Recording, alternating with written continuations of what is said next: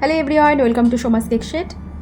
আমাদের বাঙালিদের travel destination মানেই হয় পাহাড় না হয় সমুদ্র। এই দুই জায়গাকেই আমরা আগে ভাবি। পাহাড়ের সৌন্দর্য তো আলাদাই, আর সমুদ্রের সৌন্দর্যও কিন্তু কম নয়। আর এই সমুদ্র যাদেরকে মারাত্মকভাবে টানে তাদের জন্যই আজকের এই কেকটি। হ্যাঁ, এটা হলো একটা সি লাভার কেক। ফার্স্টে ক্রাম কোটিং করার পর স্যান্ড টোনের একটা কালার বানিয়ে ক্রিম কোটিং করলাম। স্যান্ড টোনটা খুব ভালো করে ফুটিয়ে না তুললে এই কেকটির পারফেক্ট লুকটা কখনোই আসবে না। তাই এখানে স্যান্ড টোনটা ভীষণ ইম্পর্টেন্ট। স্যান্ড টেক্সচারটাও এখানে খুব ম্যাটার করছে। এবার কেকটার একটা পার্টে রাখবো সি ওয়েভ আর একদিকে বীজ।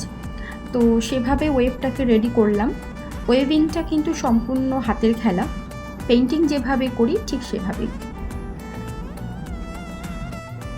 আর এবার বীজটাকে রেডি করার পালা।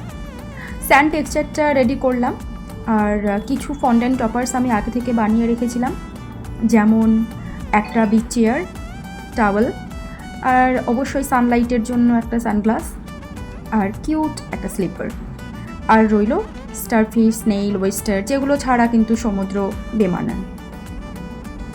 আর ঠিক এগুলোর টানেই কিন্তু একজন সি লাভার বারবার সমুদ্রের প্রেমে পড়ে। কি ঠিক বললাম তো? যাই হোক, এই হলো পুরো কেকটার ফাইনাল লুক।